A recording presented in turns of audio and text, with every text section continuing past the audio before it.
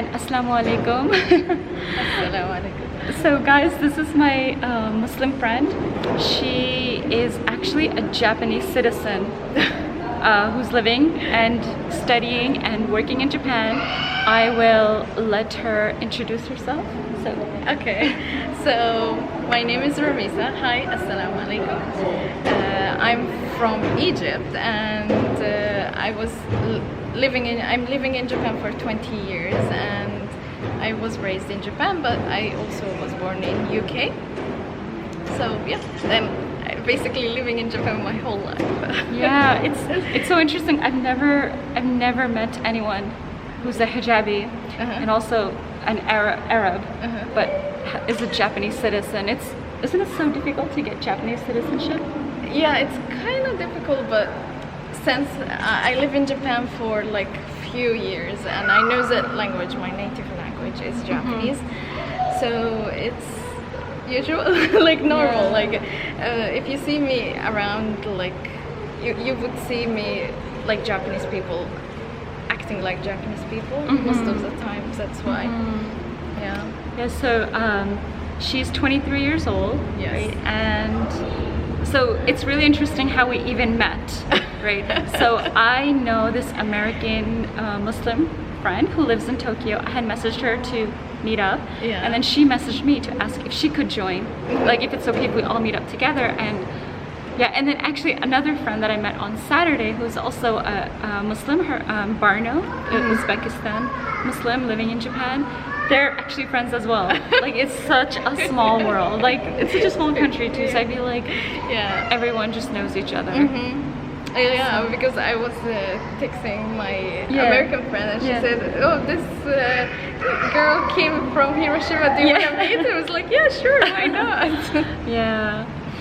Guys, I need to tell you that she is actually a YouTuber and you guys must follow her. I'm going to put her YouTube channel in the description box Okay. below. What's your YouTube channel name? It's Romissa El Safty. Okay, so basically her name. Yeah, the easy one. Yeah, and I think it's so interesting because she's living in Tokyo and like living and working as a hijabi Muslim, which is so amazing. I'm so proud of you. Thank you. Mashallah. And so I have a few questions for you. Okay, sure. Because I know a lot of my viewers are Muslims, and yeah, so I know you guys are very curious about food and life and how Japanese people treat us and all that stuff. So I'm gonna ask you some Yeah, questions. sure. So the first question is, how is it living in Tokyo as a Muslim, as a hijabi Muslim, Well, with your identity? Okay, first I would say in 2001, 2002, at that time I was young, but I can see Japanese people were looking at my mom or my family with a little bit of weirdness, because they didn't, not because they hate or anything, no, they are pure. I feel like Japanese people have a pure heart, but like they look because something They're strange. curious. Yeah, Yeah. something strange. Who are you? Why are you wearing that? Yeah. But like grown up, I guess Japan become more global, and they begin to know who's Arabic, who's Arabic people have this religion, and they become to really respect it. So after that, I become really comfortable by being in Japan. Like at that time, I began to wear my hijab, so it was comfortable to wear my hijab.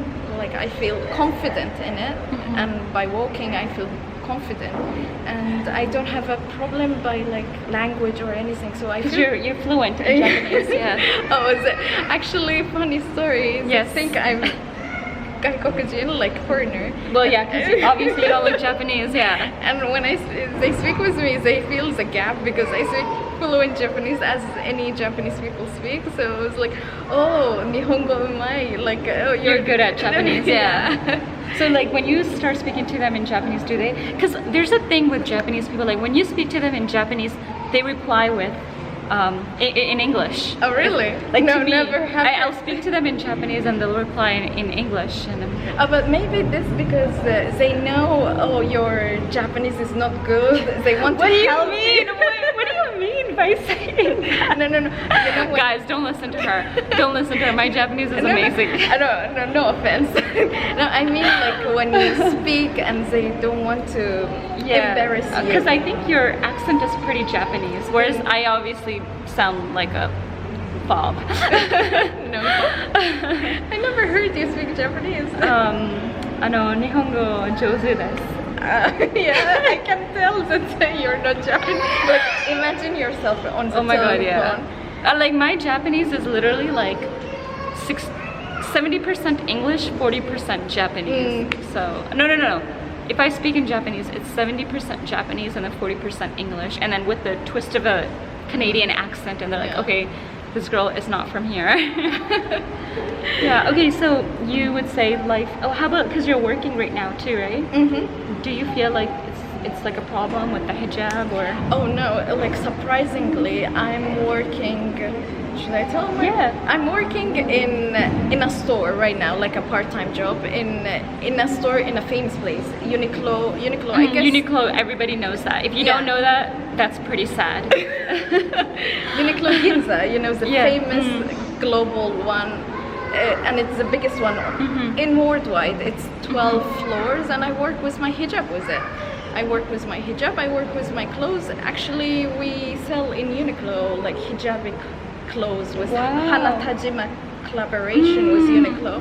Wow. So usually most of my clothes, people tell me, where do you buy your clothes? Most of my clothes are from Uniqlo and Zara, because I like the chicness of Zara. Yeah. Yeah. Okay. So alhamdulillah, like I guess because it's Tokyo. And I think people in Tokyo are so exposed to foreigners that to them we're nothing. But honestly, if you come to my town, like if I'm walking around, they're like, oh, Mom, foreigner. Seriously. And then in Tokyo, you don't get that. But I used to get that when it was old age. Oh, like, yeah? In the beginning of Heisei. Yeah.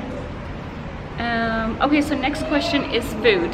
How about food? Because for me, it's really hard. Because I live in a big countryside, Hiroshima. How about you? How's food been like? Oh, guys, one more thing. She's not here alone. She's with her whole family. Yes. Mashallah. Yeah. So, yeah, we will talk about this later. Yeah. Yeah, about food is like you study what is bad and what is not bad according to the Japanese ingredients. So you study about that, you have a good knowledge, and then you ask the lady or the waiter, let's say you're ordering from a restaurant, you ask them with specific question, and that's all. Like, even I saw in the JICA community, the organization of JICA, they have like a ticket that you can take it from them. It's free, and you show it to the lady, and she will tell you, oh, this is dame, this is not dame. So they improve that, like you don't have to talk, you just show them this, and they will know that your meal should be Muslim or Muslim friendly at least.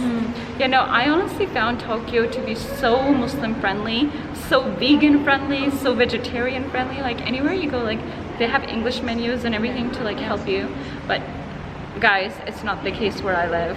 So yeah, alhamdulillah, I'm really happy for you. I'm really grateful to live in Tokyo, because there is a lot of opportunities that you cannot get and countryside or other parts. Yeah, because I'm also participating in the IOC Olympic community and World Cup community and stuff. So because in Japan they will have those kind of the Tokyo Olympics are coming too. Yes, that's why.